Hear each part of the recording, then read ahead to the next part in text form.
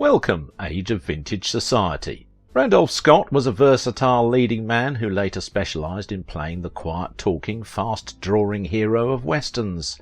He was known primarily for his roles as rugged cowboys and dashing military officers, served in World War I.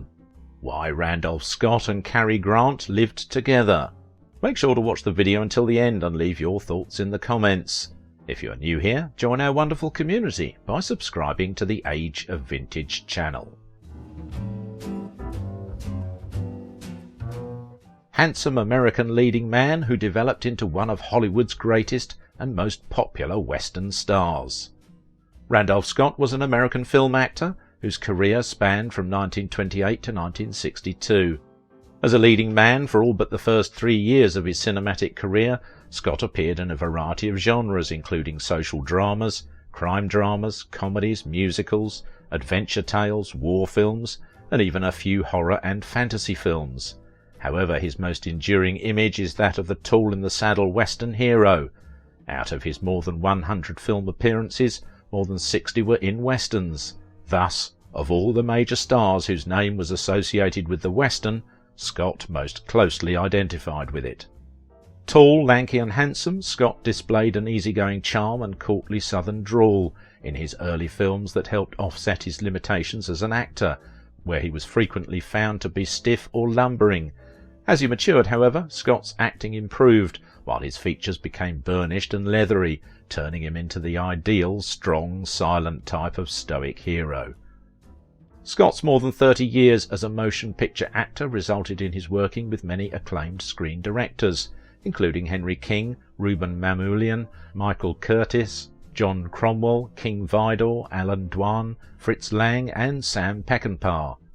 He also worked on multiple occasions with some noted directors, Henry Hathaway, Ray Enright, Edwin R. Marin, André de Toth, and most notably his 7 film collaborations with Bud Boeticker.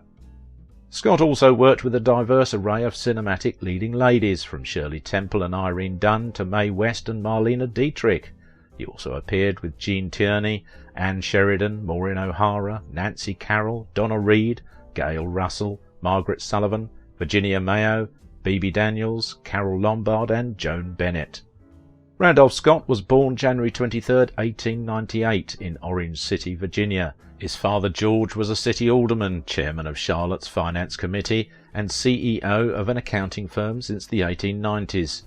The elder Scott supervised the city's first published financial statement in the early 1900s and was recognized by the state for drafting North Carolina's first certified public accountant law.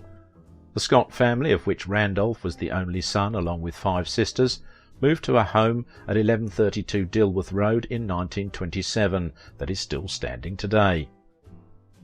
Upon graduating high school, he lied about his age and at 14 enlisted in the military in World War I. In late July 1917, Scott and a friend, Andrew Harris, enlisted in the service and then reported to Fort Caswell near Southport to join the Coast Artillery Corps of the North Carolina National Guard. They remained with the Coast Artillery until transferred to the 2nd Trench Mortar Battalion of the 19th Field Artillery in anticipation of overseas service in the spring of 1918. In France, the men served as artillery observers on a 2-man team, a role that required them to take up positions in forward observation bomb-proofs so that they could direct artillery fire. In the bomb-proofs, the men faced greater exposure to threats of enemy snipers and other battlefield dangers. In 1987, Harris described how he and Scott dealt with the day-to-day threats. After every close call, and there were many, we ended with a laboured and thankful smile, the reading of our personal pocket testaments, and the blessing of our dog tags and St. Christopher's crosses on our necklaces. After each experience, we awaited the next time, hopefully and prayerfully wondering. Scott himself never discussed his war experiences and remained tight-lipped about the horrors he had witnessed for the duration of his life, but the correlations between his military service and his successful acting career are obvious. During his time in the military, Scott mastered horse riding, a skill that served him well on the set of westerns, and his training with firearms and bayonets came in handy during his roles in military-themed films. Upon returning home, he attended Georgia Institute of Technology and later transferred to the University of North Carolina, where he received a degree in textile engineering and manufacturing.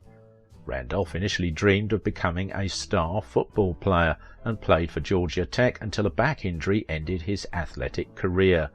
He returned to Charlotte to work in his father's firm, but found that the world of accounting didn't suit him.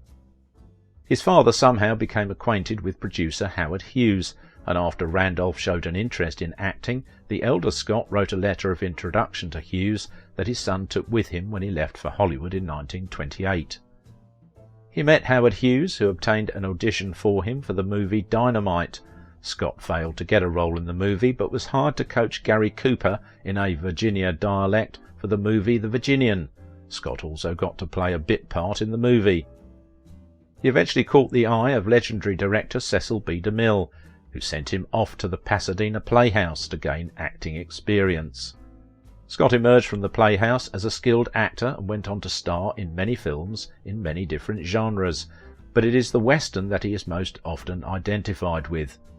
A slender and handsome 6'2" with an easy charm and a drawling southern accent, he became an iconic cowboy hero in the 1930s in films like The Last Roundup, Wagon Wheels, and High, Wide and Handsome.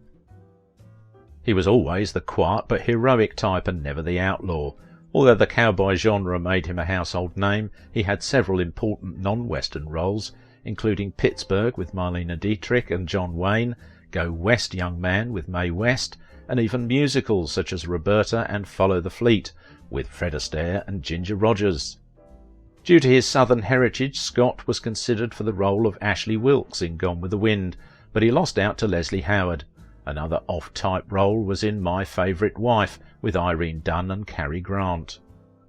He and the dashing Grant took to each other immediately and began living together as a bachelor couple, which caused a great deal of gossip in Hollywood circles that the two were homosexual. One of the most handsome of leading men from the first golden era of Hollywood was Randolph Scott. Interesting that his very special pal, Cary Grant and Scott, were almost born on the same day. The tall Virginia stud, a veteran of World War I, who saw battle in France when he was just 19 years old, Scott was 34 when he met a young actor. Press reports during their first 2 years described the actors' shared celebrity home and domestic life using phrases like Hollywood's favourite twosome and the happy couple. The innuendos provided some details about the actors' personal lives, which thrilled fans, making the actors appear to be a couple of men sharing more than a home. They winkingly named their house Bachelor Hall. In 1934, the studio encouraged Grant to marry in order to kill the rumours that were swirling around the two young actors. The pair continued their domestic relationship even after Grant's studio arranged a marriage to Virginia Cherrill in early 1934. A reporter noted, "The Grants and Randolph Scott have moved, all three, but not apart." Just 13 months later she divorced him, claiming that he had hit her. Virginia also said that Grant was constantly drunk and sullen and never showed any sexual interest. There is an unconfirmed rumour that Cary had been so depressed by his situation that he even attempted suicide.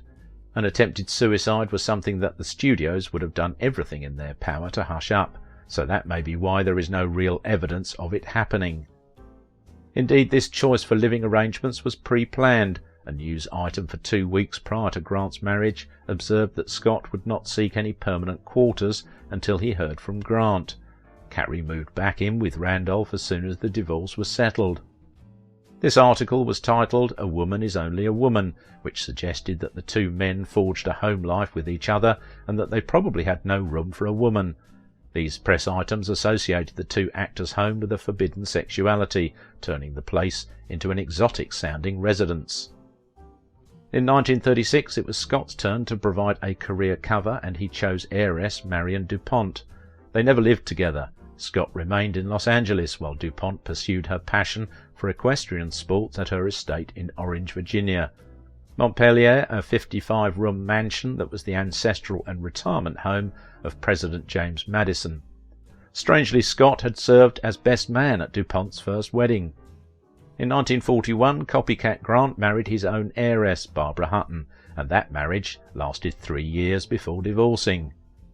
The Paramount publicity department shot over 30 photographs of Grant and Scott within different rooms of their Santa Monica beach house. The studio focus of these pictures was on the stars' personalities, bachelorhood, and their use of the house. The caption stamped on the back of each photograph highlighted that the actors were Hollywood's most eligible bachelors who shared quarters but lived independent lives.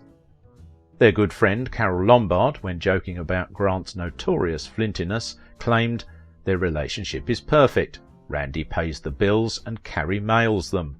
Between the two men, they had 7 failed marriages, but they were most likely modern marriages."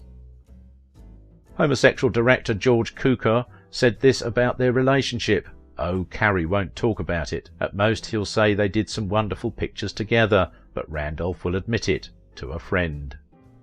Fashion critic Mr. Blackwell claimed in his memoir to have had affairs with both Grant and Scott during this period.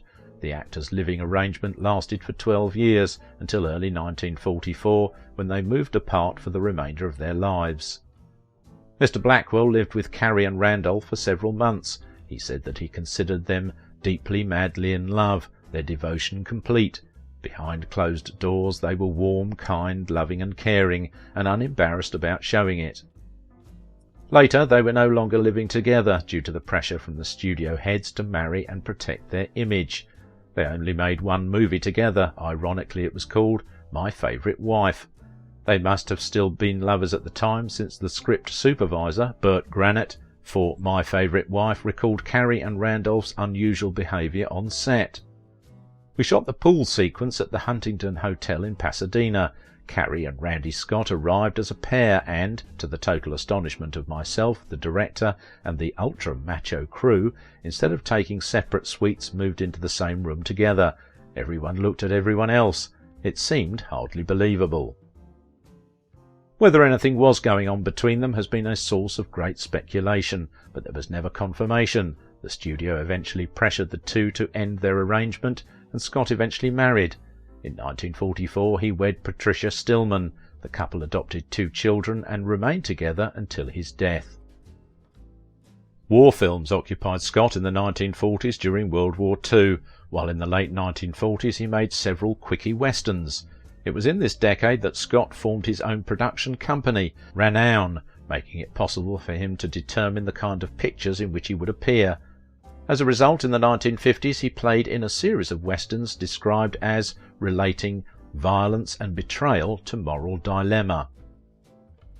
A modest man, Scott was never ostentatious, yet he always dressed well. He disliked publicity and he was offended by screen sex. On occasion he returned to North Carolina to visit his family and always seemed comfortable in that setting. Many people in the state long had pleasant memories of backyard picnics when he was in town. In later years his father worked in the state auditor's office in Raleigh and delighted in introducing young female employees to his movie star son.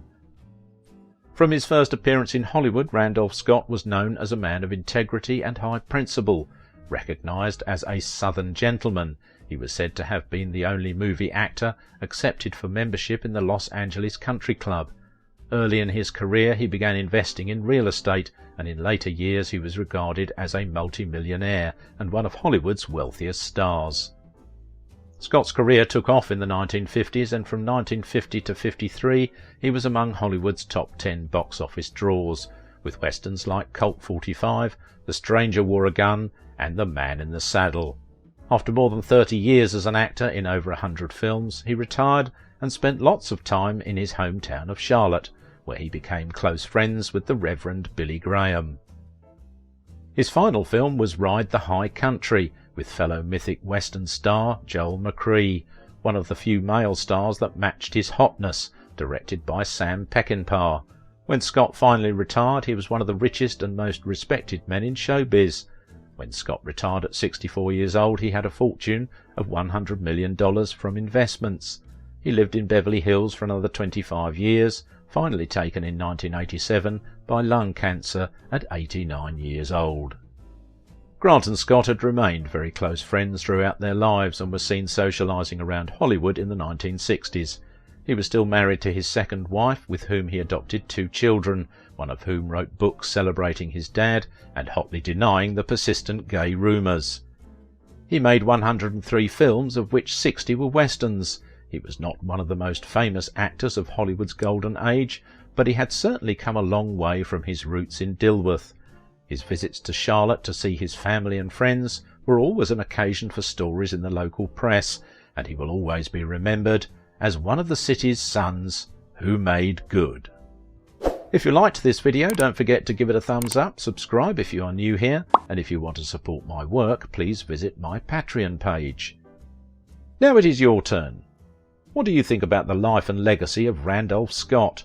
Scott really created the archetype of the solitary anti-hero, facing daunting challenges and tough moral dilemmas.